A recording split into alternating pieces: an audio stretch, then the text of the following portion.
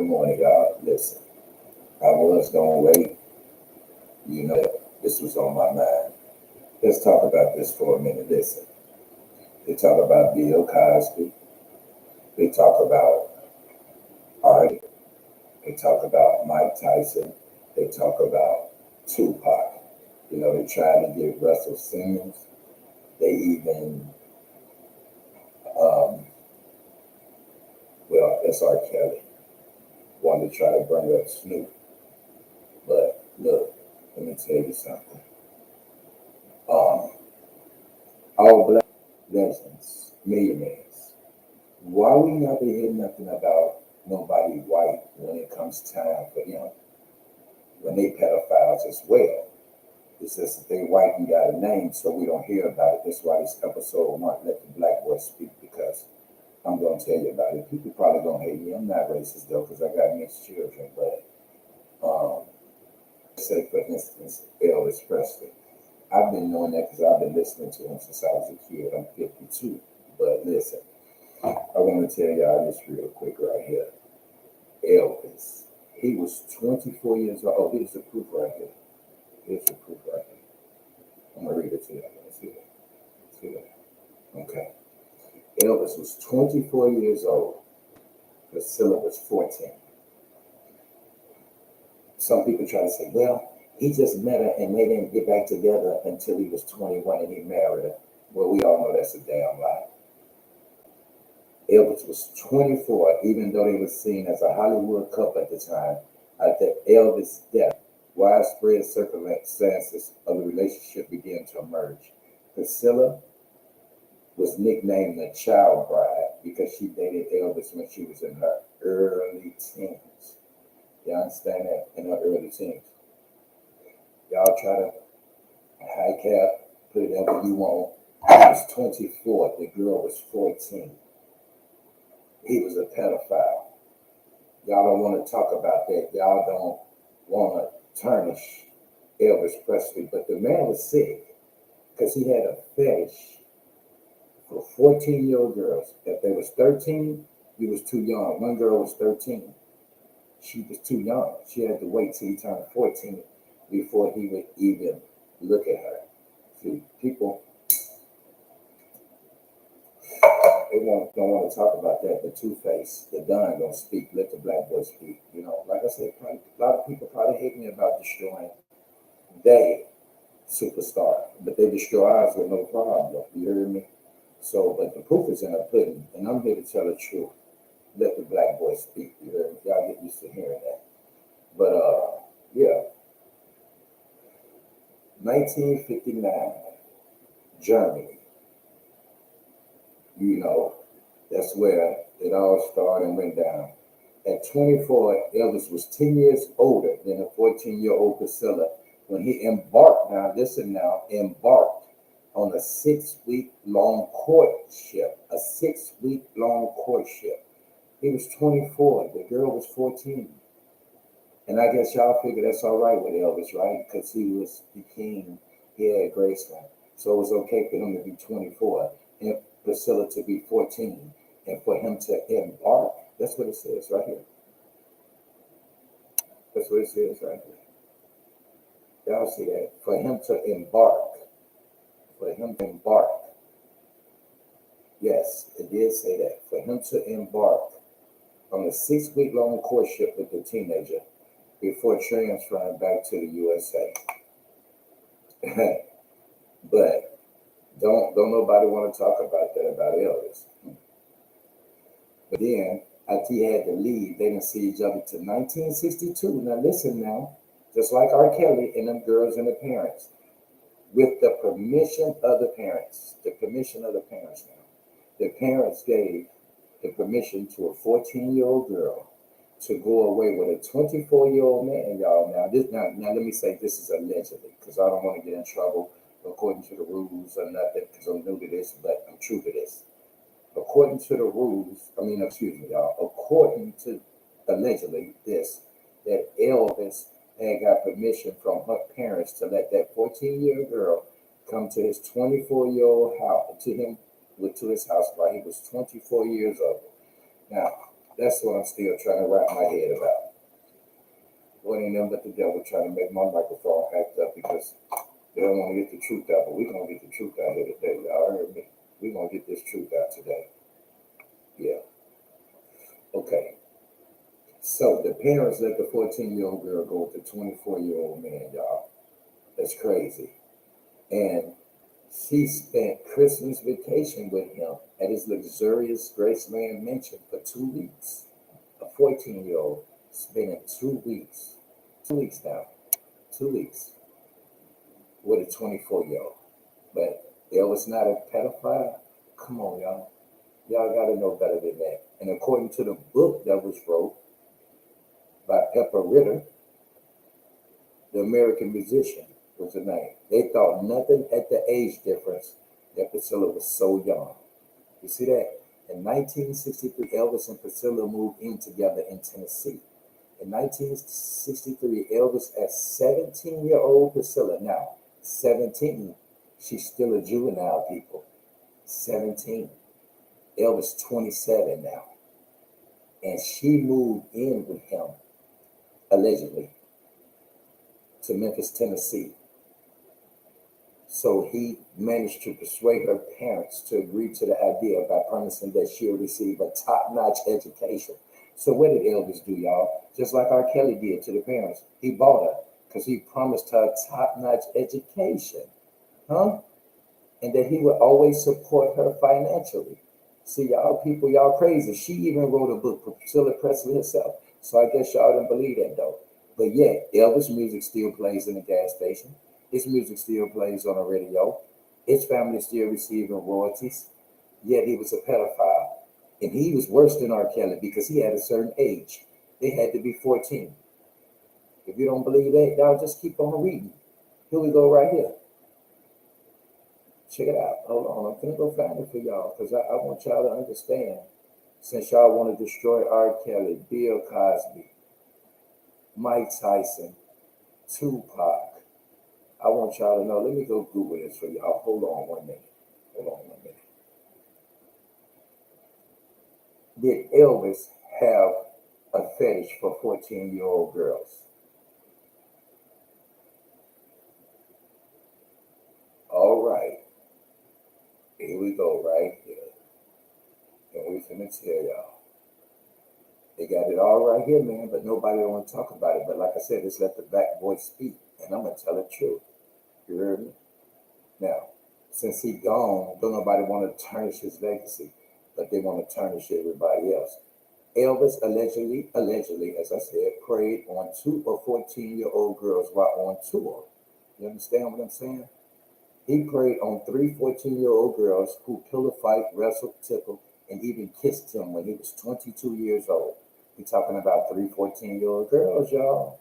Don't nobody want to hear this, but like I said, let the black boy speak. You know, I may be hated after this, but that's okay. Then check this out. Elvis dated Dixie Locks when she was 15. Elvis was 18. She was 15 years old, y'all. She was a juvenile.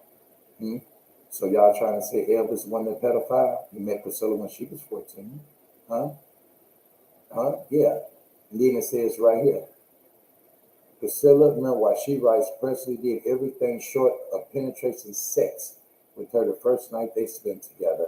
They didn't marry until she was 21. So the first night they spent together, y'all remember now, she went with him on a 6-week embarkment, as they call it. And then she also went and spent 2 weeks with him for Christmas. She was underage, and she said in her book that he did everything with her the first night that they spent together, short of penetrative sex.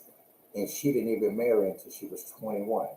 See, if Priscilla's virginity was another thing that Elvis strangely and sorely needed to maintain.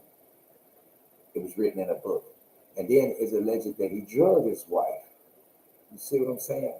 He drugged her, spiking her with the drugs to keep her awake through their sex sessions. You see, and everybody know Elvis was on drugs before he died. Look how fat he got. They found him in the bathroom OD, but yet he's still a legend through all these girls that he was dating that was 14 years old. Man, I mean, I understand, but you know what?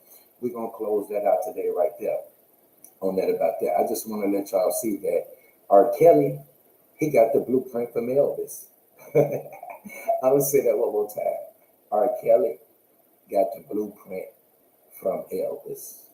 So now y'all go Google. Everybody that don't believe what I'm saying, go Google and do your research because I want y'all to feel the same way about Elvis Presley, the legend, And I'm gonna go find some more for y'all. But like I say, this is episode 1. I had to go do a little research, but I wanted to bring it to light. Let the black boy speak. You heard me? Two-faced it done, Monroe, Louisiana. All this is allegedly now.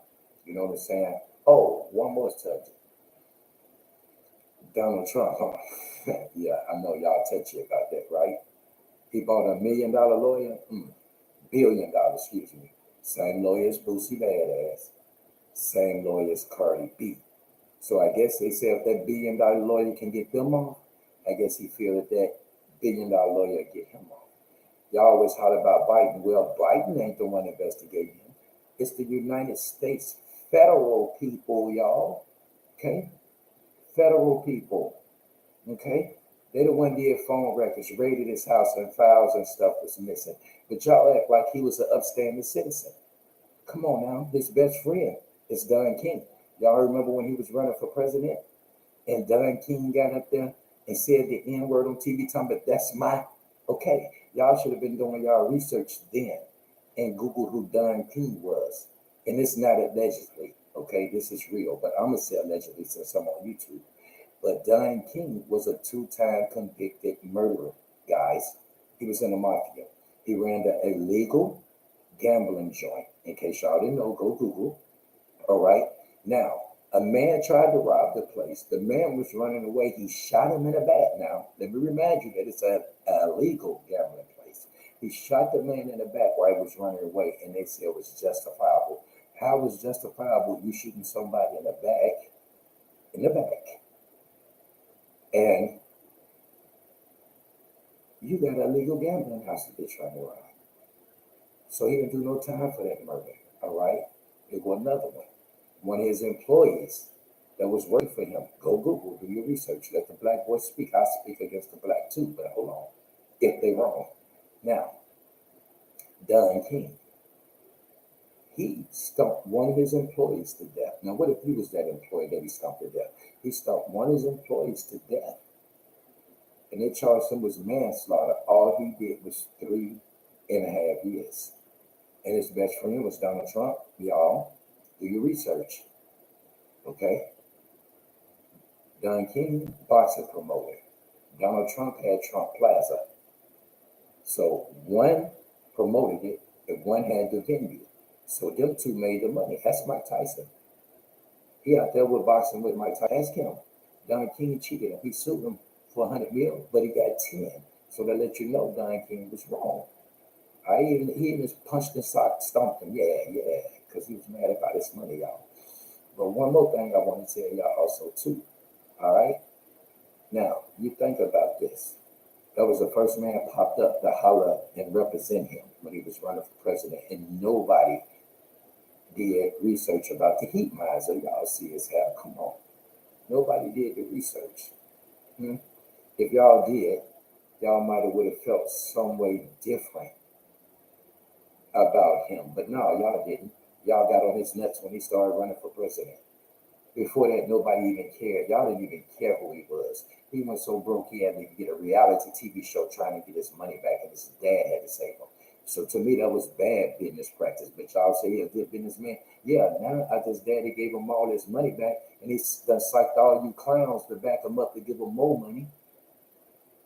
And he run for president. Now y'all act like because he got to get a $1 billion lawyer and files missing, and he never turned in his taxes. Y'all act like the world is against him. No, he did this to himself. They tell me that it's what's done in the dark don't come to the light. So why they can't refer to him too? He human. God made us all human. Okay, that means we're not perfect. We all make mistakes. So do he.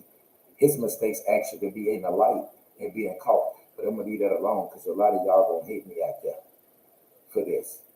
But they got text messages and everything. If they didn't have the evidence that they had, then they wouldn't be coming at that man. Now, if it was anybody else like Mike Tyson, Tupac, in bed and pussy. Y'all be hollering out, like your mother, back to work, Vincent, huh? But I'm gonna leave that right there for today. Let the black voice speak. Two-Face the Don, Monroe, Louisiana. Spread this. Let's make it go viral. Don't hate me for the truth. Hate people for the lie. And I'm going to holler. Thank y'all for tuning in.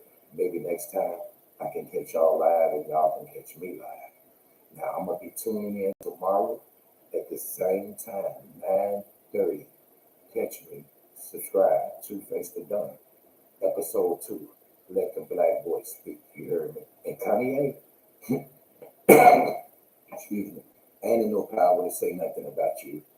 But it is what it is. I'm from Chicago too, bro. But gotta stay pro-black, man. We out here struggling enough, you know. But I leave it up to the stars that got money, you know, to handle that business with you. But I be hearing that. I just want to touch on it. But when I get to that level, with a little more money to back me up, then hey, I'll be able to talk a little more too. But for right now, man, all I say is, man, stay black, man. You was born in Atlanta. You was raised in Chicago, man, on the South Side. You hung around Cabrini Green. You knew everybody real over there, man. They got much love for you, but you know what they thinking too, though, huh? All right, that's it right there, man. Like I said, let the black boy speak. The truth is the truth. Hate me or love me either way, I will still speak the truth. Two-Face the Don. Monroe, Louisiana, y'all. I'm gone.